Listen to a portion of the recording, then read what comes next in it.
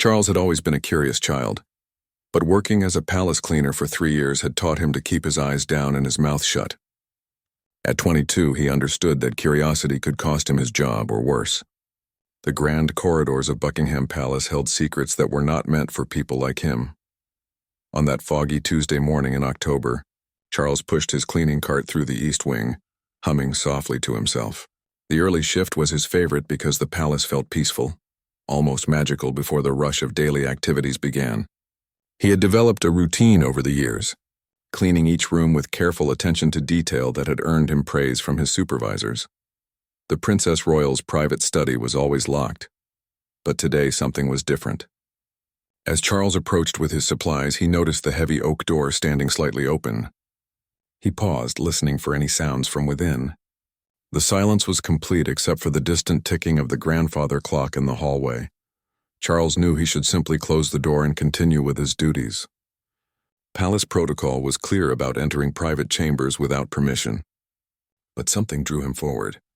Perhaps it was the way the morning light streamed through the gap, creating a golden pathway on the Persian carpet inside. He knocked softly on the doorframe and called out in his respectful tone, asking if anyone needed assistance. When no response came, he found himself stepping inside, telling himself he was simply ensuring everything was secure before closing the door properly. The study was magnificent, with floor-to-ceiling bookshelves, antique furniture, and oil paintings of royal ancestors watching from the walls. Charles had cleaned this room before, but always under supervision and never alone. Being here by himself felt both thrilling and terrifying. As he moved to straighten a fallen cushion on the leather sofa, his foot caught the edge of a loose floorboard. The wood creaked and shifted slightly under his weight. Charles bent down to examine it, thinking he should report the damage to maintenance. When he pressed on the board, it lifted easily, revealing a small compartment beneath. His heart began racing as he stared into the hidden space. Inside lay a leather-bound diary, its cover worn smooth by countless hands. The burgundy leather was faded in places and a small brass lock hung open, as if someone had recently accessed its contents. Charles looked over his shoulder toward the door, his conscience battling with his curiosity. He knew he should replace the floorboard and forget what he had seen, but something about the diary called to him. It seemed ancient, important, like it held stories that mattered. With trembling hands, he lifted the diary from its hiding place. The leather felt cool against his palms, and he could smell the faint scent of old paper and ink. The pages were yellowed with age, filled with elegant handwriting and faded blue ink. As he opened to the first page, he saw a date from 40 years ago. The early entries seemed innocent enough. Descriptions of palace life, royal duties, and personal reflections. But as Charles continued reading, his eyes widened with each page. The diary belonged to someone very close to the royal family, someone with access to their most private moments and conversations. The writer described secret meetings, hidden relationships, and decisions that had shaped the monarchy for decades. There were mentions of cover-ups, financial arrangements that were kept from the public, and family disputes that went far deeper than anyone outside the palace walls could imagine. Charles realized he was holding something that could change everything people thought they knew about the royal family. The diary revealed a world behind the ceremonial masks, showing real people with real problems, making choices that affected millions of lives. One entry caught his attention immediately. It described a heated argument between two senior royals about a decision that would impact the line of succession. The writer had been present during a private family meeting, where harsh words were exchanged and threats were made. The details were specific enough that Charles could picture the scene, unfolding in one of the palace's private chambers. Another entry mentioned financial troubles that had been carefully hidden from the press and the public. The writer described how certain investments had gone wrong, leading to desperate measures to maintain the royal family's public image while privately dealing with significant losses. As Charles continued reading, he found references to romantic relationships that had been kept secret, political influences that shaped royal decisions, and even mentions of blackmail attempts from outsiders who had discovered palace secrets. The most shocking revelation came when he reached an entry that mentioned his own name. The writer had observed him during his work, noting his attention to detail and his discretion. There were comments about his background, his family, and even speculation about whether he could be trusted with sensitive information. Charles felt a chill run down his spine as he realized that someone had been watching him, evaluating him, perhaps even testing him. The entry suggested that his assignment to clean certain areas of the palace was not random, but carefully planned. His hands shook as he turned to the final entries in the diary. These were recent, some dated just weeks ago. The handwriting seemed more urgent, almost frantic. The writer expressed concern about secrets being discovered and mentioned the need to find a new hiding place for important information. The last entry sent ice through Charles's veins. It was dated 3 days ago and mentioned a plan to reveal certain information to the press if specific demands were not met. The writer seemed desperate, cornered, ready to expose everything they had carefully recorded over the years. Charles closed the diary and sat back on his heels, his mind racing. He was holding evidence of what could be the biggest royal scandal in decades. The information could destroy reputations and careers, and shake the very foundation of the monarchy. But he was just a palace cleaner, someone who was supposed to be invisible, trusted to see nothing and say less. The weight of what he had discovered pressed down on him like a physical force. He looked around the elegant study, suddenly seeing it differently, understanding that he was surrounded by centuries of secrets and lies. The sound of footsteps in the hallway made him freeze. Someone was approaching the study. Charles quickly placed the diary back in its hiding spot and pressed the floorboard into place. He stood up just as the footsteps stopped outside the door. His cleaning supplies were still in the hallway, making it obvious he was inside. Charles grabbed a dust cloth and began polishing a nearby table, trying to look busy and innocent. But inside, his heart was pounding and his mind was spinning with the incredible secrets he had just uncovered.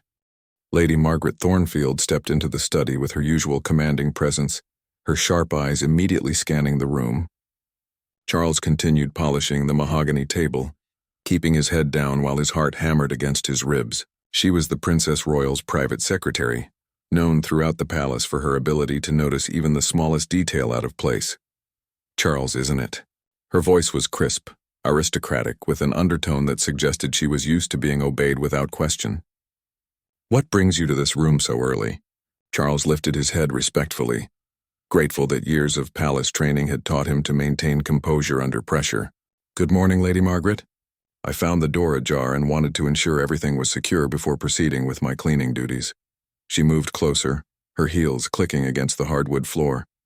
Charles noticed how her gaze lingered on the area where the loose floorboard was hidden. For a terrifying moment, he wondered if she could somehow detect that it had been disturbed. How very diligent of you, she said, though her tone suggested something other than praise. The Princess Royal mentioned that some of her personal items seemed to have been moved recently. You wouldn't know anything about that, would you? The question hung in the air like a trap waiting to spring. Charles felt sweat beginning to form on his forehead despite the cool morning air. I always handle everything with the utmost care, Lady Margaret. If something has been disturbed, it certainly wasn't intentional. Lady Margaret circled the room slowly, her fingers trailing along various surfaces as if checking for dust or fingerprints. She paused at the bookshelf near the hidden compartment, pulling out a volume and examining it carefully before replacing it. You know, Charles, trust is everything in royal service. Once broken, it can never be fully repaired. She turned to face him directly. I've been watching the staff lately. There have been concerns about security, about information finding its way to places it shouldn't be.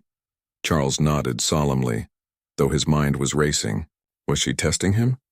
Did she already know about the diary? The way she spoke suggested she was fishing for information, but he couldn't be sure. I understand completely, Lady Margaret. Discretion is paramount in our work. He began gathering his cleaning supplies, eager to escape the increasingly uncomfortable situation. Indeed it is. She moved to the window, gazing out at the palace gardens. There are rumors, you know, whispers about documents that have gone missing, private correspondence that may have been compromised. The royal family takes such matters very seriously. The weight of the diary's revelations pressed heavily on Charles's conscience. He thought about the entries he had read, the secrets that could destroy lives and shake the monarchy to its core. Part of him wanted to confess everything, to hand over the burden to someone else. But another part of him recognized the danger in such honesty. I can only imagine how concerning that must be. Charles replied carefully. "If there's anything I can do to help maintain security, please don't hesitate to ask." Lady Margaret turned back toward him, her expression unreadable. "Actually, there is something.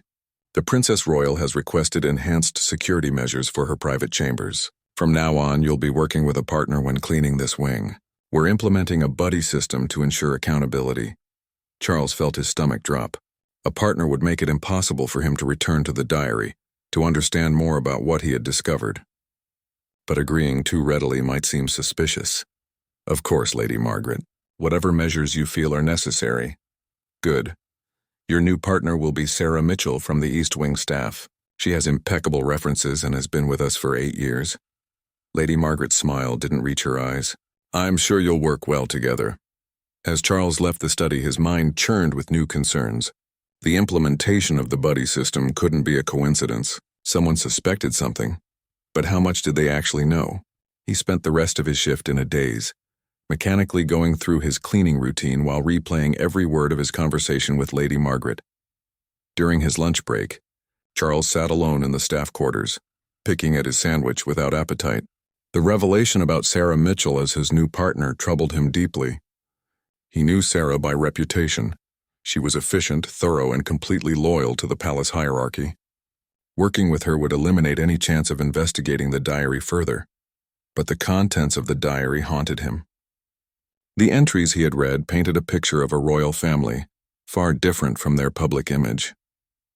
There were mentions of financial scandals, personal vendettas, and political machinations that would shock the public if revealed. The diary writer clearly had access to the most intimate family discussions and had been documenting everything for years. One particular entry kept replaying in Charles's mind. It described a meeting where senior royals had discussed covering up a scandal involving a younger family member.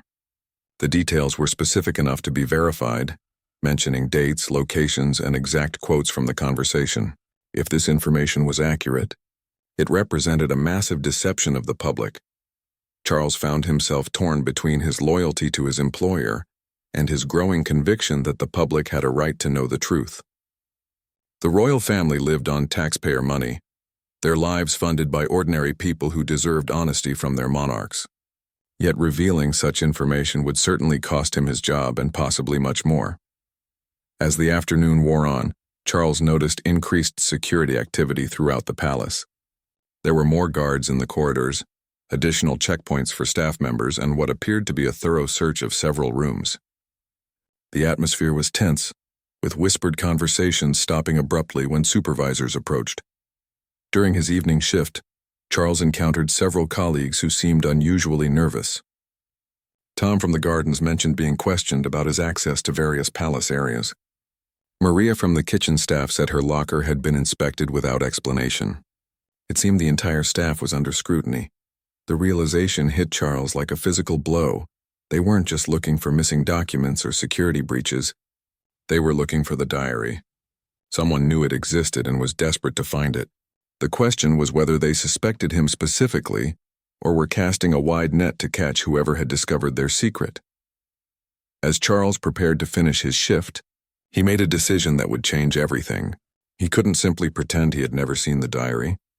The information it contained was too important, the revelations too significant to ignore. But he also couldn't act rashly and risk everything without a plan. He needed to read more of the diary, to understand the full scope of what had been hidden from the public. More importantly, he needed to identify the diary's author. The handwriting was elegant but not immediately recognizable, and there were no obvious clues about the writer's identity in the entries he had read. The hidden name that had sent waves through the palace was still a mystery to him, but Charles was determined to uncover it. He sensed that this name was the key to everything, the reason for the increased security, the source of Lady Margaret's suspicions, and possibly the catalyst for the most significant royal scandal in modern history. That evening, as Charles walked home through the London streets, he felt the weight of destiny on his shoulders. He was no longer just a palace cleaner invisible to those around him. He had become the keeper of secrets that could reshape the monarchy forever. The question that haunted him as he fell asleep that night was simple but terrifying. What was he going to do with the power he now possessed? Charles arrived at work the next morning to find Sarah Mitchell waiting for him in the staff room. She was a woman in her early 30s with auburn hair pulled back in a neat bun and intelligent brown eyes that seemed to miss nothing. Her reputation for thoroughness was legendary among the palace staff, and Charles felt immediately intimidated by her presence. "You must be Charles," she said, extending a firm handshake. "Lady Margaret briefed me on our new partnership. I understand we'll be working together on the East Wing." Charles nodded, trying to appear pleased with the arrangement while internally panicking about how he would ever access the diary again. "It's nice to meet you, Sarah. I've heard excellent things about your work." "Likewise," she replied, though her tone suggested she was still forming her own opinions about him. "Shall we begin? I prefer to start early and work systematically through each room." As they made their way through the palace corridors with their cleaning supplies, Sarah maintained a steady stream of professional conversation.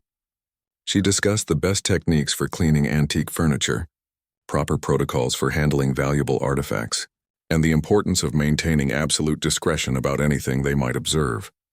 "You know," she said as they approached the Princess Royal's study, "there's been quite a bit of unusual activity lately. Security sweeps, document reviews, staff interviews. Have you noticed anything out of the ordinary?" The question seemed casual, but Charles detected an underlying intensity in her voice. He wondered if Sarah was genuinely curious or if she had been assigned to watch him specifically. "I've noticed the increased security presence," Charles replied carefully, "but I assumed it was just routine updates to palace protocols." Sarah paused outside the study door, checking her equipment list with unnecessary attention to detail. "Actually, I've been told there are concerns about missing items from this particular room. We'll need to be extra careful about documenting everything we touch." Charles felt his blood run cold. Missing items could only refer to the diary, which meant someone definitely knew it was gone from its hiding place. The question was whether they suspected him or were still searching for the culprit. As they entered the study together, Charles's eyes automatically went to the area where the loose floorboard was hidden. To his relief, Sarah seemed focused on dusting the higher shelves and didn't pay particular attention to the floor. "This is such a beautiful room," Sarah commented, running her cloth along the leather-bound books. "Can you imagine the important conversations that have taken place here? The decisions that have shaped our country's history?" Charles agreed while polishing the mahogany desk, trying to appear normal despite his racing heart. As Sarah worked, he noticed she was being extremely thorough, checking behind picture frames, examining the undersides of furniture, and even running her hands along the walls as if searching for hidden compartments. "Sarah," Charles said carefully, "are we looking for something specific? You seem to be checking places that wouldn't normally need cleaning." She paused in her work and looked at him directly. "To be honest, Charles, yes. Lady Margaret asked me to keep an eye out for anything unusual. There have been reports of staff members accessing areas they shouldn't, touching things they have no business handling." The accusation hung in the air between them. Charles realized he was being tested, possibly even trapped. Sarah's assignment as his partner was clearly not about improving efficiency, but about watching his every move. "I see," Charles replied, keeping his voice steady. "Well, I can assure you that I've always followed protocols exactly. My 3 years here have been exemplary." "I'm sure they have been," Sarah said, but her tone suggested she was reserving judgment. "It's just that sometimes people get curious. They see expensive items, important documents, private correspondence, and they start to wonder. Curiosity can lead to very serious consequences." Charles continued working, his mind racing with the implications of Sarah's words. She clearly knew more than she was saying, and her presence was designed to prevent him from taking any further action regarding the diary. As the morning progressed, Charles found himself growing increasingly frustrated. The diary contained information that could expose decades of royal deception, but he was now powerless to access it. Worse still, he couldn't shake the feeling that time was running out, that whatever plan the diary's author had mentioned was already in motion. During their lunch break, Charles excused himself to use the restroom, but instead made his way to the palace library. He had remembered seeing newspaper archives there, and thought he might be able to research some of the events mentioned in the diary to verify their accuracy. The librarian, Mrs. Henderson, was an elderly woman who had worked at the palace for over 30 years. She knew Charles by sight and greeted him warmly when he approached her desk. "Charles, how lovely to see you here. Are you looking for something specific?" "Actually, yes," Charles said, lowering his voice. I was wondering if you could help me find newspaper coverage from about 20 years ago. I'm researching some historical events for a personal project. Mrs. Henderson's eyes lit up with interest. How wonderful that you're taking an interest in history. What specific time period are you looking for? Charles mentioned some dates he remembered from the diary, describing them as significant moments in royal history he wanted to learn more about. Mrs. Henderson led him to a section of archived newspapers and magazines, pulling out several bound volumes. These should cover the periods you're interested in, she said. Take your time, dear. It's refreshing to see someone from the younger staff showing intellectual curiosity. As Mrs. Henderson returned to her desk, Charles began searching through the newspapers with growing amazement. Many of the events described in the diary were covered in the press, but the newspaper accounts were sanitized versions that bore little resemblance to the raw, unfiltered descriptions he had read. One entry had described a royal visit to a children's hospital where a senior royal had been drunk and behaved inappropriately. The newspaper coverage mentioned only the successful visit and the joy brought to sick children. Another entry detailed a fierce argument between family members about a major decision, while the press reported unanimous family support for the chosen course of action. Charles realized he was seeing the difference between public relations and reality, between the carefully crafted royal image and the messy truth of human behavior. The diary was like a window into a parallel universe where the same events had completely different meanings. His most shocking discovery came when he found coverage of an event the diary had described in detail. According to the newspaper, a certain royal engagement had ended by mutual agreement due to incompatible schedules. But the diary entry painted a very different picture, describing blackmail, family pressure, and threats that had forced the separation. As Charles read, he began to understand the true power of what he had discovered. The diary wasn't just gossip or personal observations. It was evidence of systematic deception, of a carefully orchestrated campaign to manipulate public opinion and hide uncomfortable truths. The sound of footsteps approaching made Charles quickly close the newspaper and look up innocently. To his relief, it was just another staff member browsing the historical section. But the interruption reminded him that he needed to be careful, that his absence from his duties would be noticed. As he prepared to leave the library, Charles made a mental note of the specific volumes he had been reading. If he could find a way to return later, he could gather more evidence to corroborate the diary's claims. But first, he needed to find a way to access the diary itself again. Despite Sarah's constant supervision, walking back to meet Sarah for the afternoon shift, Charles felt the weight of responsibility settling on his shoulders. He was no longer just a curious employee who had stumbled upon something interesting. He was becoming an investigator, someone actively seeking the truth behind decades of royal deception. The question that haunted him was what to do with the truth once he had gathered enough evidence to prove it. The diary's author had mentioned plans to reveal information to the press if certain demands weren't met. Charles wondered if he was meant to be part of that plan, if his discovery of the diary was not the accident it appeared to be. As he rejoined Sarah for the afternoon cleaning duties, Charles noticed her watching him more carefully than before. His trip to the library had taken longer than expected, and she clearly had questions about his absence. The game of cat and mouse was becoming more intense, and Charles realized he was walking a very dangerous line between discovery and disaster.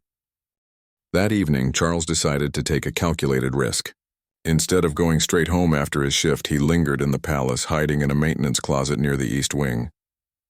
He had noticed that the security patrol patterns changed at shift transitions, creating brief windows where certain areas were less monitored.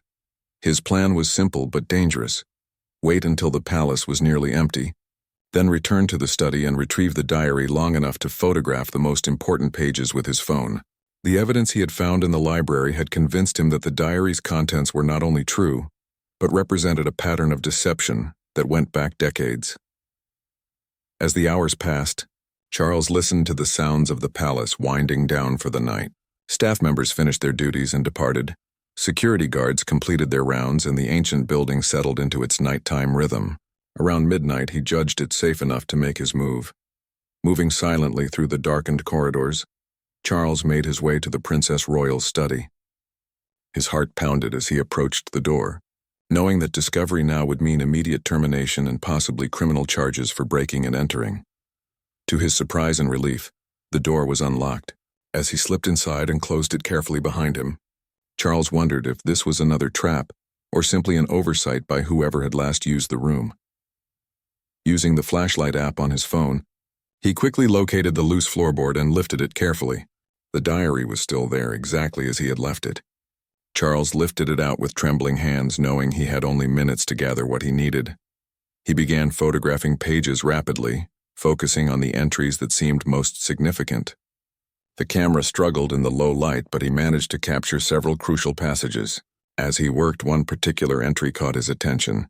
It was more recent than the others he had read and contained information that made his blood run cold. The entry described a meeting that had taken place just days before Charles discovered the diary. In it, the author revealed their own identity in a moment of apparent desperation. The writer was Sir Reginald Hartwell, the Princess Royal's former private secretary, who had supposedly retired 6 months earlier due to health concerns. But according to this entry, Sir Reginald's retirement had been forced, the result of his discovery of financial irregularities in the royal household accounts. He had been quietly pushed out to prevent him from asking uncomfortable questions, but not before he had documented everything he had learned over his 25 years of royal service. Charles's hands shook as he read Sir Reginald's final entries. The man was clearly frightened, writing about threats he had received and his growing conviction that his life might be in danger. The last entry mentioned his intention to hide the diary, where it would eventually be found by someone who could expose the truth. "If something happens to me," the entry read, "this diary contains proof of systematic corruption, cover-ups, and criminal behavior at the highest levels of the royal family. The person who finds this must understand that lives hang in the balance, including their own." Charles realized with growing horror that he had been intended to find the diary. Sir Reginald had placed it in a location where only the cleaning staff would discover it. Someone outside the immediate circle of palace administrators who might be involved in the cover-ups. As he continued photographing pages, Charles uncovered even more disturbing information. There were detailed accounts of money laundering through royal charities, evidence of bribery in government appointments, and documentation of how inconvenient people had been silenced through intimidation or worse. One entry described the suspicious death of a journalist who had been investigating royal finances. According to Sir Reginald, the death had been made to look like an accident, but he had overheard conversations that suggested it was anything but accidental.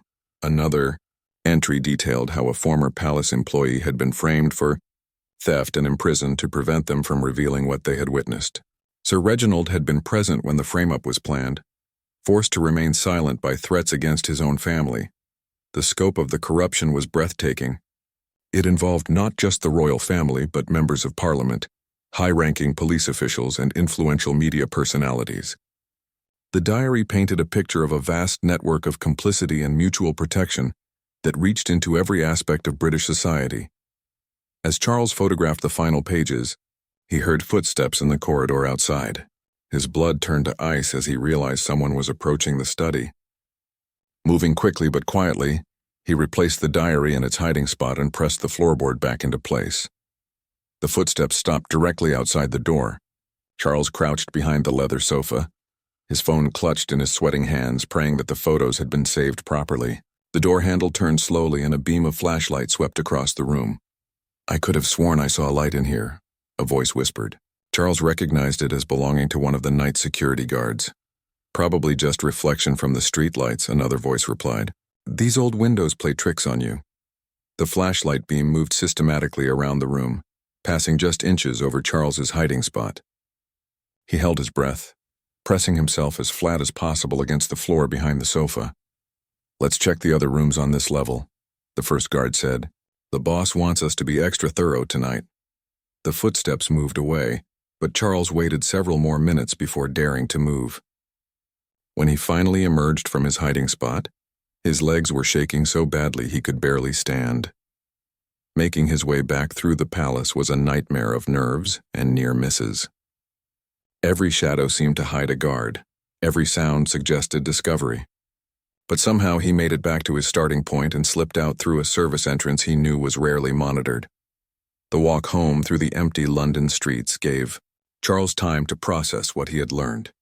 Sir Reginald Hartwell was not just a retired civil servant, he was a whistleblower who had documented decades of royal corruption and was now presumably in hiding or worse. The diary was his insurance policy, his way of ensuring that the truth would eventually come out, even if something happened to him, by placing it where a member of the cleaning staff would find it. He had chosen someone outside the palace power structure to carry forward his mission. Back in his small flat, Charles uploaded the photos to his computer and began reading through them more carefully. The evidence was overwhelming, but it was also dangerous. Sir Reginald's warnings about threats and violence were clearly not empty speculation. As Charles studied the images on his screen, he realized he was now in possession of information that could bring down the monarchy itself, but he was also aware that the same forces that had silenced Sir Reginald would not hesitate to silence him as well. The question that kept him awake until dawn was not whether he should expose the truth, but how he could do so safely. Sir Reginald had trusted him with a sacred responsibility, but Charles was beginning to understand that fulfilling that trust might cost him everything he held dear. One thing was clear: he could not simply return to his normal life and pretend he had never seen the diary. The knowledge burned inside him like a fever, demanding action. But every move he made from this point forward would be fraught with danger, not just for himself, but for anyone who tried to help him. As the morning sun rose over London, Charles made a decision that would change his life forever. He was going to expose the truth, no matter what the cost. But first, he needed to find a way to protect himself and ensure that the information would survive even if he did not. Charles barely slept that night, his mind racing with plans and possibilities. By morning, he had decided on his first step. He needed to find Sir Reginald Hartwell. If the former private secretary was still alive, he would be the key to understanding how to safely expose the information in the diary. Using his day off, Charles began his search at the local library, researching Sir Reginald's background and recent activities. What he found was troubling. According to newspaper reports, Sir Reginald had retired due to a sudden heart condition and had moved to a quiet cottage in the countryside for his recovery. But there had been no public appearances or interviews since his departure from royal service. Charles found an address for Sir Reginald's supposed retirement home in a small village outside London. Despite the risk of being followed or monitored, he decided to take a train there that afternoon. The journey gave him time to think about what he would say if he actually found the man who had entrusted him with such dangerous secrets. The village of Little Bramham was exactly the sort of place where a retired civil servant might seek peace and anonymity. Charles found Sir Reginald's cottage easily enough, a modest stone building with an overgrown garden and curtains drawn tight against prying eyes. When Charles knocked on the door, there was a long pause before it opened slightly, held by a security chain. Through the gap, Charles could see part of a man's face, gaunt and prematurely aged, with eyes that darted nervously around the street. "Sir Reginald Hartwell?" Charles asked quietly. The man's eyes widened with what looked like fear. "Who's asking?" "Are you a journalist?" "I have nothing to say to anyone. My name is Charles Morrison. I work at the palace. I think you left something for me to find." The change in Sir Reginald's expression was immediate and dramatic. The door closed for a moment, then opened wide as the security chain was removed. The man who gestured Charles inside was a shadow of the confident civil servant, whose photographs Charles had seen in palace archives. Sir Reginald was thin to the point of gauntness. His hair had gone completely white, and his hands shook constantly. But his eyes were sharp and intelligent, burning with a mixture of hope and desperate fear. "You found it," Sir Reginald whispered as soon as the door was closed and locked behind them. "You found the diary. I wasn't sure anyone would, or if they did, whether they would understand its importance." Charles nodded, looking around the sparse cottage. Heavy curtains blocked most of the light, and he noticed multiple locks on both the front and back doors. Sir Reginald was clearly living in fear. "I've read enough to understand what you documented," Charles said carefully, "but I need to know more. Why did you choose to hide it where I would find it?" Sir Reginald led him to a small sitting room and gestured for him to take a seat. "Because you were the only one I could trust. I watched the cleaning staff for months, studying their backgrounds, their families, their vulnerabilities. You were the only one with no connections to the palace hierarchy, no family members who could be threatened." The revelation that he had been studied and evaluated made Charles uncomfortable, but he pressed on. What exactly happened to force your retirement? The diary mentions threats but not specific details. Sir Reginald's face darkened. I discovered financial irregularities in the charitable accounts. Millions of pounds being diverted to private accounts. Donations being used for personal expenses. Tax evasion on a massive scale. When I tried to address it through proper channels, I was told to forget what I had seen. But you couldn't forget, Charles said. How could I? I had dedicated my life to royal service, believing in the institution and its moral authority. To discover that it was built on lies and criminality, it destroyed everything I had believed in. Sir Reginald's voice was heavy with emotion. When I persisted in asking questions, they made it clear that my continued employment, and possibly my continued existence, depended on my silence. Charles felt a chill as he understood the implications. So you decided to document everything as insurance? Exactly. For 25 years, I had access to the most sensitive information in the kingdom. I knew where the bodies were buried, literally and figuratively. The diary became my life insurance policy. As long as I had evidence that could destroy them, they couldn't simply eliminate me. But something changed, Charles observed. The final entries suggest you were running out of time. Sir Reginald nodded grimly. They're planning something big. Something that will require permanent silence from anyone who might interfere. I overheard a conversation about cleaning house before a major announcement. I realized my protection was about to expire. Charles leaned forward. What kind of announcement? A change in the line of succession. They've discovered information that could disqualify the current heir, but instead of revealing it honestly, they're planning to manipulate the situation for their own benefit. The announcement will present their chosen candidate as the natural successor, but it will actually be the result of blackmail and coercion. The implications were staggering. Charles realized he was not just dealing with financial corruption, but with a conspiracy to manipulate the very foundation of the monarchy. Why didn't you take this to the press yourself? Charles asked. Sir Reginald's laugh was bitter. I tried. Do you know how many journalists and media executives are in their pocket? The first reporter I approached warned me that pursuing the story would be career suicide. The second one agreed to investigate but died in a car accident 2 days later. Charles remembered reading about the suspicious death in the diary. The journalist who was supposedly investigating royal finances? Jeremy Walsh, a good man with a family. His death was meant as a message to me and to anyone else who might be tempted to ask uncomfortable questions. The room fell silent as Charles absorbed this information. He was dealing with people who would kill to protect their secrets, and he had just made himself their next target. So what do we do now? Charles asked. How do we expose this safely? Sir Reginald stood and walked to a window, peering carefully through a gap in the curtains. We need multiple copies of the evidence, distributed to different sources simultaneously. If they can't control the narrative by eliminating 1 or 2 people, they'll have to deal with the consequences. I've already photographed the most important pages, Charles said, pulling out his phone. Good, but that's not enough. We need the original diary, additional documentation I've hidden elsewhere, and we need to coordinate with people outside the country who can't be easily reached by their influence. Sir Reginald returned to his chair and fixed Charles with an intense stare. I need to ask something of you that I have no right to ask. This will destroy your life as you know it. You'll never be able to return to normal employment. You'll always be looking over your shoulder, and you'll carry the weight of bringing down an institution that millions of people revere. Charles thought about his quiet life, his simple job, his anonymity. In a matter of days, all of that had been stripped away. But he also thought about the journalists who had died trying to expose the truth, the employees who had been framed and imprisoned, the millions of people who were being deceived by those they trusted most. I'm already in too deep to turn back, Charles said firmly. If Sir Reginald Hartwell thinks this information needs to see the light of day, then I'm committed to making that happen. Sir Reginald smiled for the first time since Charles had arrived. Then we'd better get started. We have a lot of work to do and not much time to do it in. As they began planning their strategy for exposing the royal scandal, Charles realized that his life had just taken a turn that would echo through history. He was no longer just a palace cleaner who had stumbled upon a secret.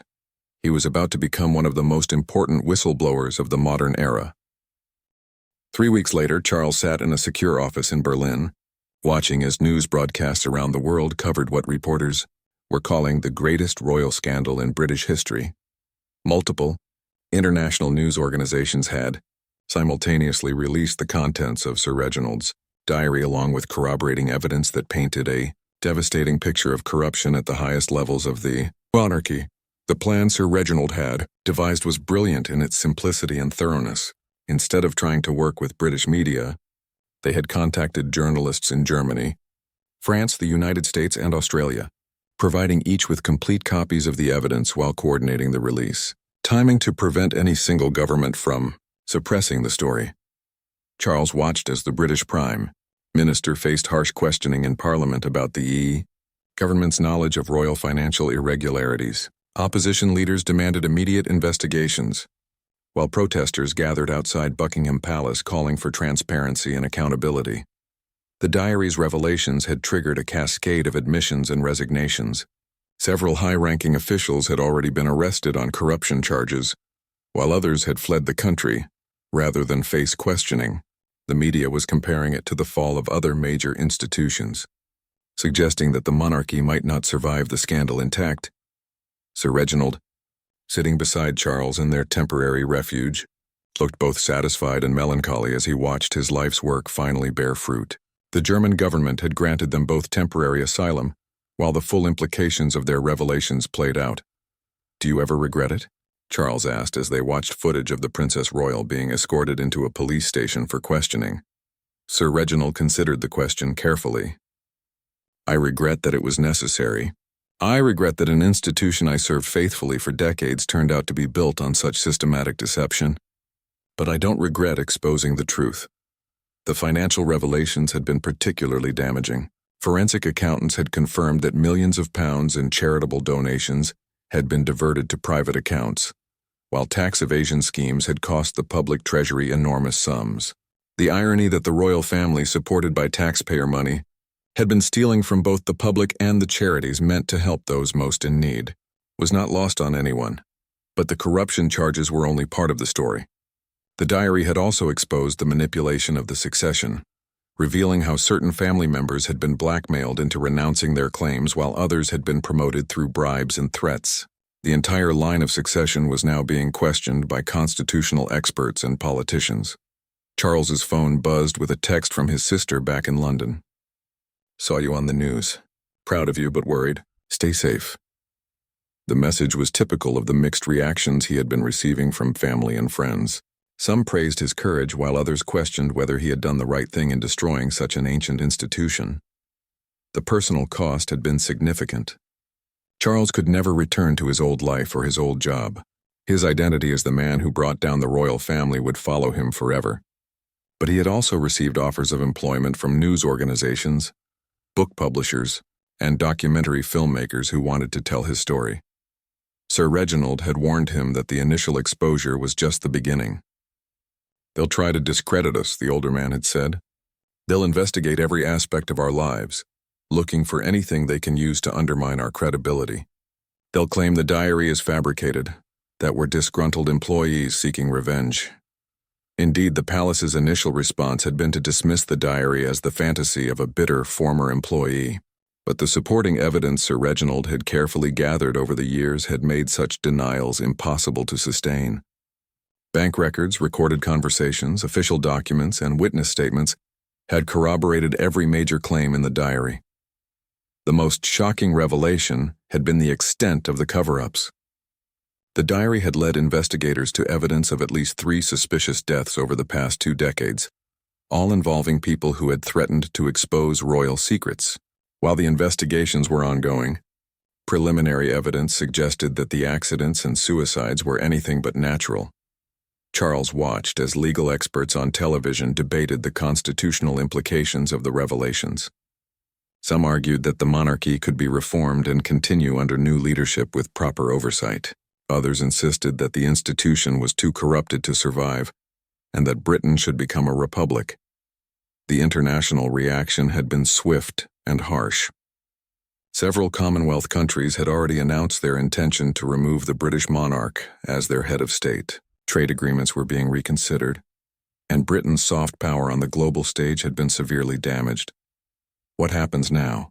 Charles asked as they prepared to leave their temporary office for a debriefing with German intelligence officials who were helping coordinate their protection. "Now the truth takes on a life of its own," Sir Reginald replied. "We've lit the fuse, but we can't control how big the explosion will be. The investigations will continue for years. Some people will go to prison, others will exile themselves, and the monarchy itself will either be completely reformed or abolished." As they walked through the secure facility, Charles reflected on the incredible journey that had brought him here. 3 weeks ago, he had been an anonymous palace cleaner whose biggest concern was completing his cleaning duties on time. Now he was an international fugitive whose actions had triggered the greatest constitutional crisis in British history. The weight of that responsibility was enormous, but Charles felt at peace with his choice. The diary had shown him that silence in the face of systematic corruption was itself a form of complicity. By speaking out, he had given the British people the information they needed to make informed decisions about their government and their future. Their German handlers had arranged for them to meet with a documentary crew the next day, followed by interviews with major international news organizations. The story was far from over, and Charles knew that his role as a witness and whistleblower was just beginning. That evening, as Charles stood on the balcony of their safe house looking out over Berlin, he thought about all the people whose lives had been affected by the diary's revelations, the royal family members who had been arrested or fled, the government officials facing prosecution, the charitable organizations that would need to be completely reformed, and the millions of ordinary citizens who were grappling with the destruction of an institution they had been taught to revere. But he also thought about the victims of royal corruption who would finally see justice, the journalists whose deaths would now be properly investigated, and the future generations who would grow up in a system based on transparency rather than deception. Sir Reginald joined him on the balcony, looking older but somehow more at peace than he had since Charles had first met him. "Any regrets?" the older man asked, echoing Charles's earlier question. Charles considered his response carefully. His old life was gone forever, his future was uncertain, and he would always carry the burden of having destroyed one of the world's oldest monarchies. But he had also helped expose systematic corruption and given his country a chance to build something better on the ruins of what had been destroyed. "None," Charles said firmly. "The truth was always going to come out eventually. I'm glad we were the ones to make sure it happened on our terms." As the lights of Berlin twinkled below them and news broadcasts continued to cover the ongoing crisis in Britain, Charles felt a profound sense of completion. The secrets of the diary had indeed sent waves through the palace. But those waves had become a tsunami that would reshape the entire nation. The hidden name that had started it all, Sir Reginald Hartwell, would be remembered as the man who chose truth over comfortable silence. And Charles knew that his own name would be forever linked with one of the most significant moments in British history, the day when ordinary people said enough to those who thought themselves above the law.